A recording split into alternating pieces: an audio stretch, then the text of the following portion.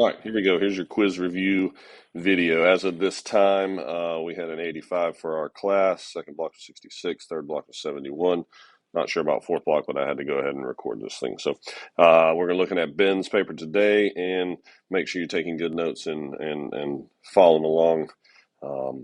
Remember, you get to use your notes on your quiz on Monday and Wednesday too. So number one, we got a 58 on not so great. Which one of the following choices has a corresponding range? Remember, range, we're talking about outputs or y values for the domain of those numbers, which, remember, domain is inputs or x values, right? So all you've got to do is plug in these x values, meaning x is -2 and x is +4 and x is 7, and see if you get these for your outputs. So all we've got to do is take our first equation, which is 5x plus 4, and replace the x with -2. And if you type that, in a calculator, 5 times -2 is -10, and -10 plus 4 is -6, and so far so good. There's one right there. And then we continue going. 5 times 4 plus 4, well, 5 times 4 is 20, plus 4 is 24, and right there, that's a number that is not in my range, so it cannot be A. And then we'll just continue and do that same thought process, same idea with the other ones. Let's see, -2 times -2 minus 6. -2 times -2 is +4, and +4 minus 6 is -2, and that is not in my output range, so it cannot be B. And we'll continue. We'll try C now. So f of x is 4x plus 2. So 4 times -2 plus 2. 4 times -2 is -8. And -8 plus 2 is -6. And so far, so good. That's in my range. And then 4 times the second x value, which is 4 plus 2. 4 times 4 is 16. And 16 plus 2 is 18. And that's also in there. And let's just the last one. 4 times last x value is 7. So we'll put a 7 in the parentheses there. Plus 2. 4 times 7 is 28. And 28 plus 2 is 30. And all of those are in my range. So range is -6, 18, and 30. Domain is -2, 4, and 7. And that works for that equation. If you wanted to check the last one, -2 minus 4 gives me -6. Let's do that. -2 minus 4 gives me -6. That one's good. 4 minus 4 gives me 0, and that one was not good. Sweet. All right. Number 2, which of the following is known as the quadratic parent function? When we talk about parent function, we're talking about the base function that we do all of our transformations for. We have linear functions, we have exponential functions, and we have quadratic functions, which we have all done this for. And what it means is what's the base function where you're not moving this thing left or right or up or down. So linear functions are the form y equals mx plus b. To make I'm not moving it around any, that means that my b value would have to be 0, right? And the base slope that we're always going to start with is 1. So the parent function of a linear function is y is equal to x. For an exponential function, it looks like y is equal to a times b raised to the x minus h power plus k. And again, we're not moving it left or right, and we're not going to scale it any. So what happens is we keep a scale of 1. We don't add anything to make a horizontal translation. We don't add anything to make a vertical translation. So we just need the base, which is 2. So the parent function for exponential functions is y is equal to 2 to the x power. And then quadratics is the last one. We write our base, or our parent function, in vertex form, which looks like a times x minus h squared plus k.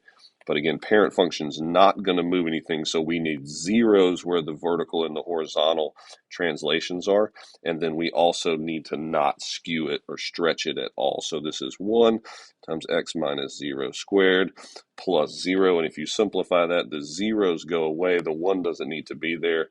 And the parent function for a quadratic function is y is equal to x squared.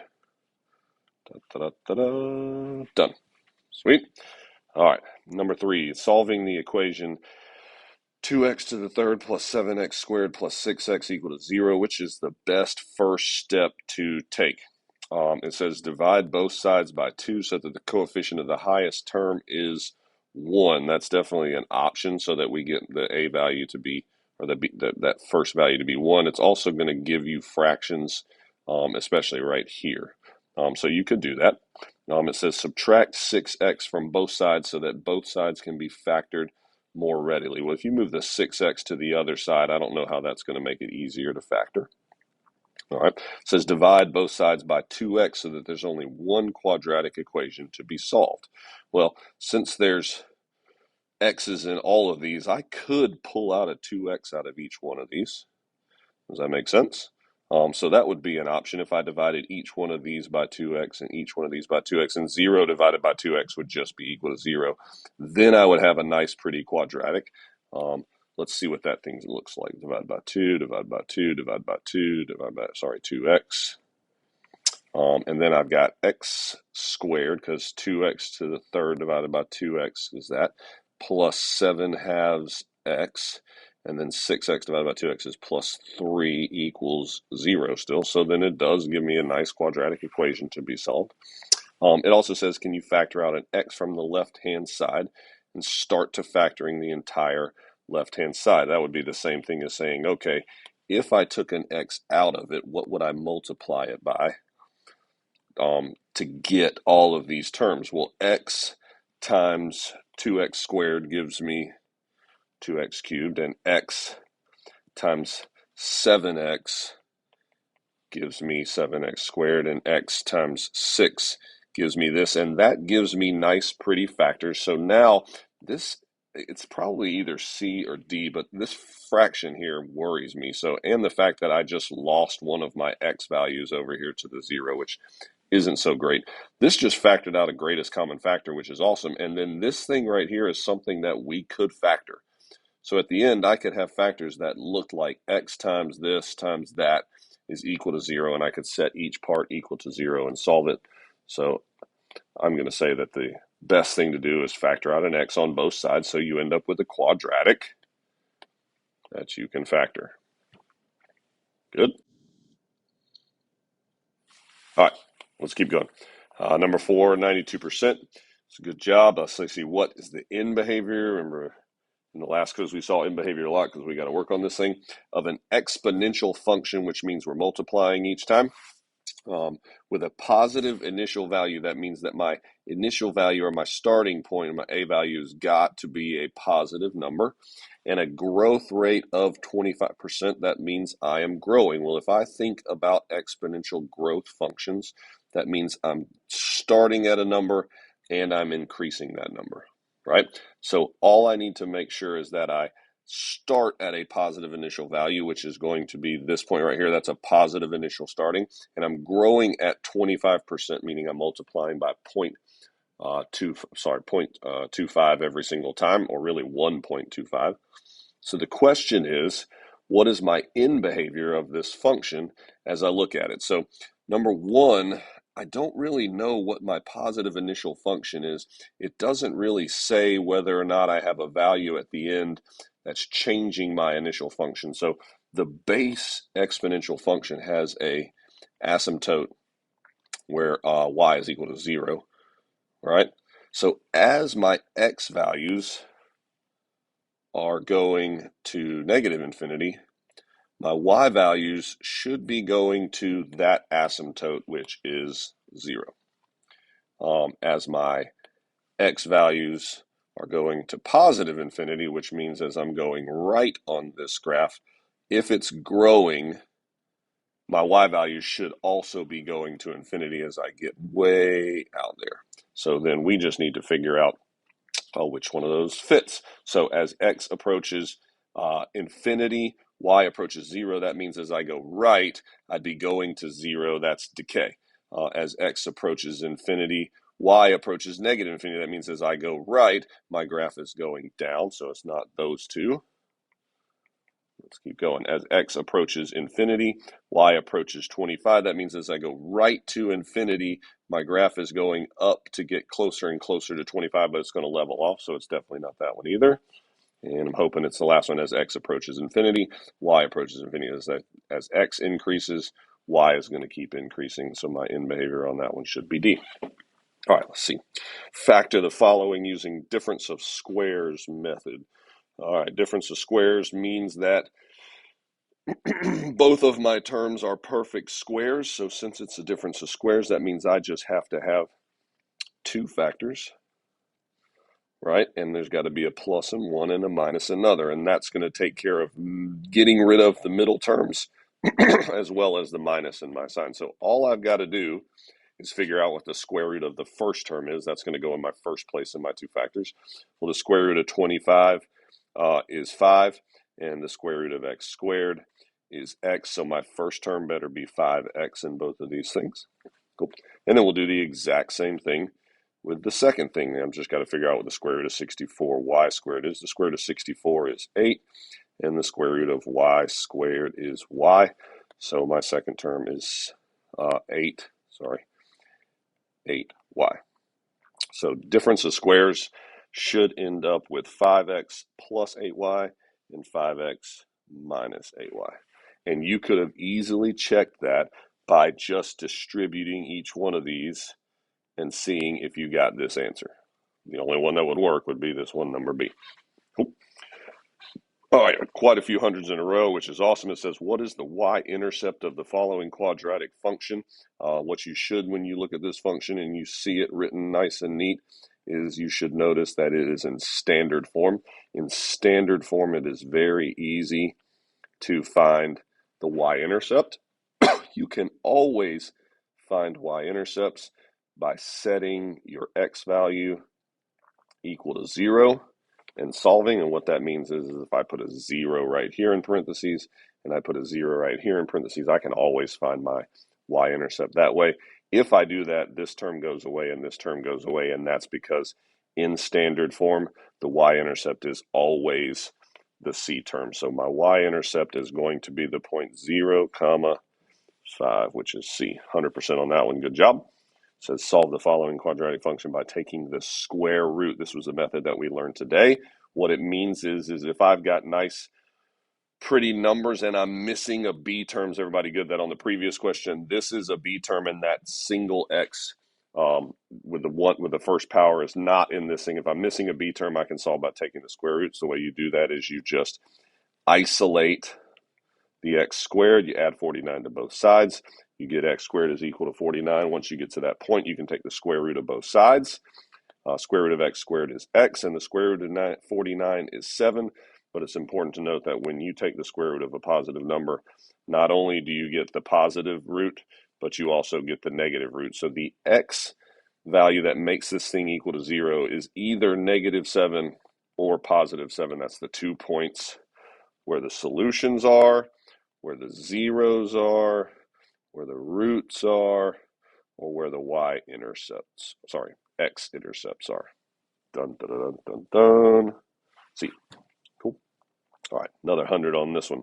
Which of the following statements about the function is true? So we've got this in standard form. F of x is equal to ax squared plus bx plus c. It's asking you what these things do. So if my function were to open down, that's a frowny face, which means my a value better be less than 0 or it better be negative. My a value right here is not negative, which means cannot be a. If my function had a y-intercept of 2, that means it would cross the y-axis at the point 0, 2, which means if I plugged in 0 right here and right here, these two terms would go away and my y-intercept would be -2, so it definitely can't be that one either. The function has a vertex in quadrant 4. Well, I can find the vertex in standard form by just taking -b over 2a and then plugging -b over 2a into the function and figuring out my y value. So to do that, all I have to do is go, okay, -b is -2, all over 2 times a, and a is 1. -2 is +2. 2 times 1 is positive 2, and 2 divided by 2 is 1. So my x value of my vertex is 1, and to figure out what my y value is, I just plug it in. So to plug it in, you just go, okay, 1 squared minus 2 times 1 minus 2. And you do that in your calculator. So 1 squared is 1. Negative 2 times 1 is negative 2. And then negative 2 is here. So if you put these two things together, you get negative 4. 1 minus negative 4. Sorry, 1 minus 4 is negative 3. So the vertex of this function is going to be right 1 and down 3, which, by the way, my quadrants are listed in counterclockwise form, and right 1 down 3 is in the fourth quadrant, so the answer here is B. Just so you know, this function has a range of all real numbers. What you should know is the range of quadratic equations or quadratic functions is never going to be all real numbers, because there's always going to be a point where it turns around and goes down. Cool. Can't be that one. All right, continue. Number 9, solve the following quadratic function by taking the square root. Sweet. Again, this is the same thing we learned today. All you got to do is isolate x at x squared. So to do that, just add 64 to both sides. And these two that you got were too easy. Once you get the x squared isolated, take the square root of both sides. The square root of x squared is x. Square root of 64 is 8, but it's both the positive and the negative version of 8, which looks like A. Sweet. All right, last one.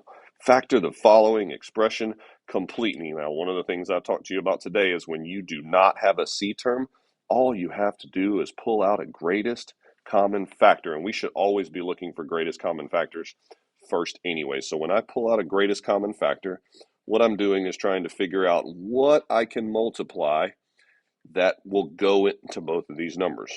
Well, 3 and 15 both have a greatest common factor of 3. And x squared and x both have a greatest common factor of x. So now it's just a matter of trying to figure out, if I distributed this 3x by some term here and wanted my output to be 3x squared, what would that term be? It's x, because 3x times x gives me 3x squared. Then you do the same thing with the second term. If I did 3x times a term and I wanted negative 15x, what can I multiply 3 by to get negative 15? It's negative 5. And there are my two factors. It's factored completely now, and that should be my answer. All right. If this were to say, not say factor and say solve, then what you would do is factor it just like that. You would try to be making this thing equal to 0. You would just set both factors equal to 0 and see which x values make the whole thing equal to 0. So 3x equals 0, you divide by 3, and your x value would be 0 there. You'd add 5 on both sides here, and your x value would be 5 here. So the two x values that would be solutions, or y-intercepts to this function, are x-intercepts to this function, are at 0 and 5. So overall, we did a pretty good job on this quiz. Make sure you take good notes on it, and make sure you watch the video on completing the square today.